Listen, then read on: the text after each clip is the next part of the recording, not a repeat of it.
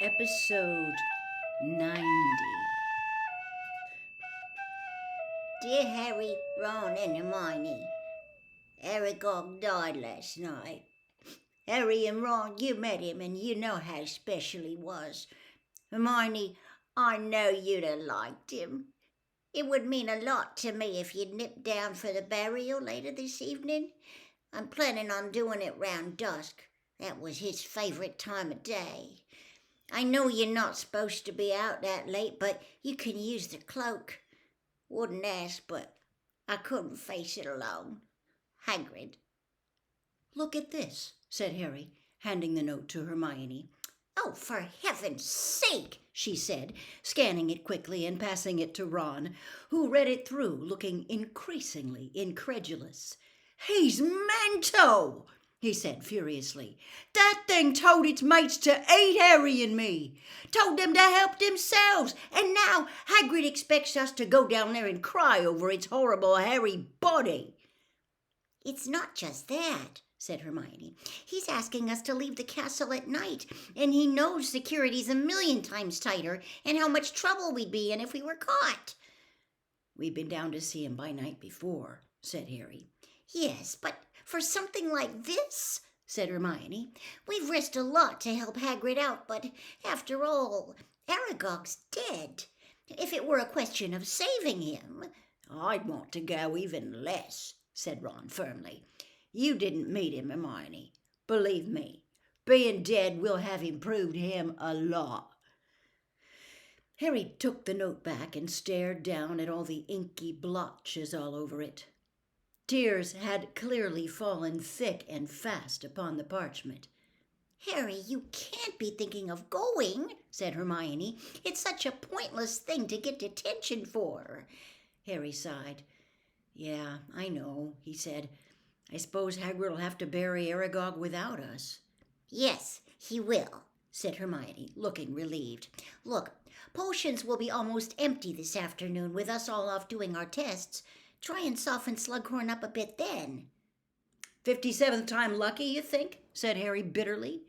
Lucky, said Ron suddenly. Harry, that's it. Get lucky. What do you mean? Use your lucky potion.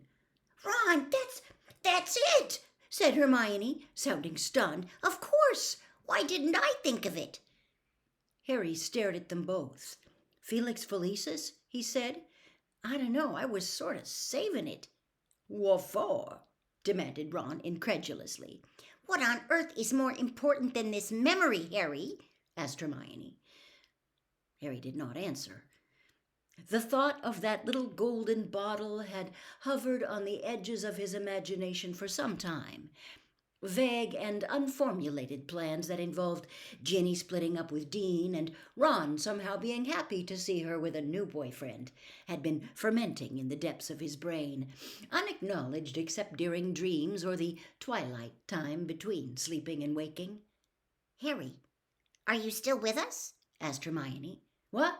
Oh, yeah, of course, he said, pulling himself together. Well, okay.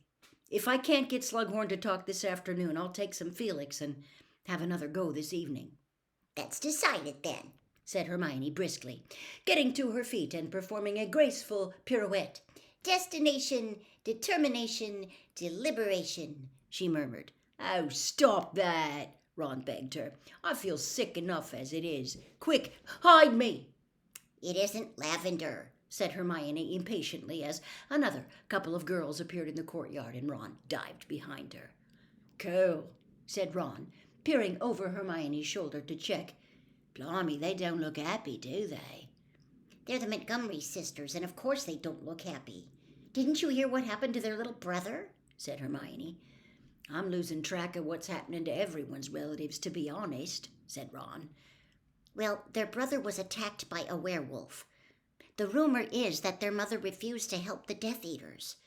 Anyway, the boy was only 5 and he died in St. Mungo's. They couldn't save him. He died? Repeated Harry, shocked. But surely werewolves don't kill. They just turn you into one of them. They sometimes kill, said Ron, who looked unusually grave now. I've heard of it happening when the werewolf gets carried away. What was the werewolf's name? Said Harry quickly. Well, the rumor is that it was that Fenrir Greyback, said Hermione. I knew it!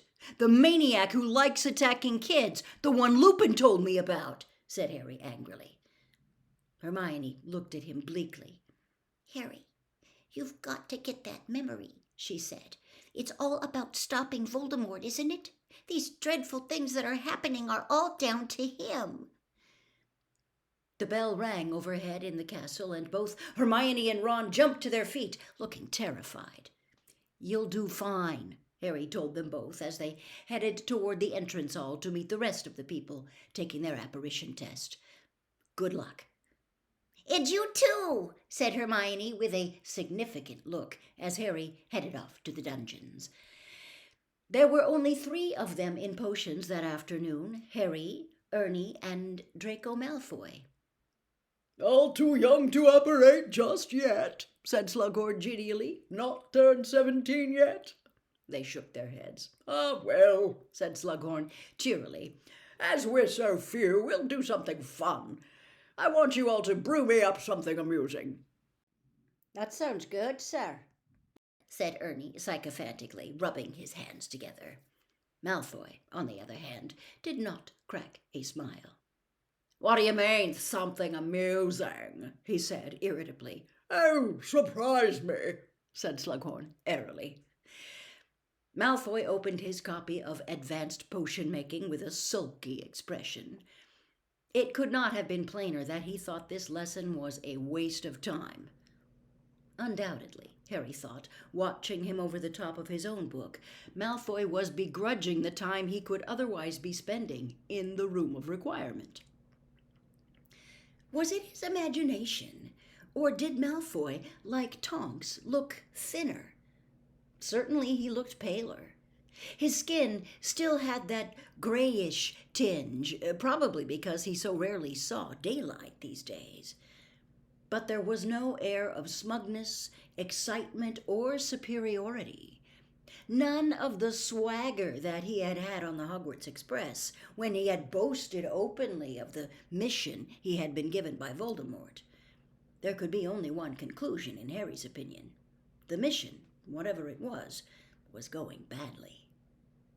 Cheered by this thought, Harry skimmed through his copy of Advanced Potion Making and found a heavily corrected Half-Blood Prince's version of An Elixir to Induce Euphoria, which seemed not only to meet Slughorn's instructions, but which might, Harry's heart leapt as the thought struck him, put Slughorn in such a good mood that he would be prepared to hand over that memory, if Harry could persuade him to taste some. Well, now, this looks absolutely wonderful, said Slughorn an hour and a half later, clapping his hands together as he stared down into the sunshine yellow contents of Harry's cauldron. Euphoria, I take it. And what's that I smell? You've added just a sprig of peppermint, haven't you? Unorthodox, but what a stroke of inspiration, Harry. Of course, that would tend to counterbalance the occasional side effects of excessive singing and nose tweaking. I really don't know where you get these brainwaves, my boy. Unless... Harry pushed the Half-Blood Prince's book deeper into his bag with his foot. It's just your mother's genes coming out in you. Oh, yeah, maybe, said Harry, relieved. Ernie was looking rather grumpy. Determined to outshine Harry for once, he had most rashly invented his own potion, which had curdled and formed a kind of purple dumpling at the bottom of his cauldron. Malfoy was already packing up, sour-faced. Slughorn had pronounced his hiccuping solution merely passable. The bell rang, and both Ernie and Malfoy left at once. "Sir," Harry began, but Slughorn immediately glanced over his shoulder. When he saw that the room was empty but for himself and Harry, he hurried away as fast as he could. Professor, don't you want to taste my called Harry desperately. But Slughorn had gone. Disappointed, Harry emptied the cauldron, packed up his things, left the dungeon, and walked slowly back upstairs to the common room.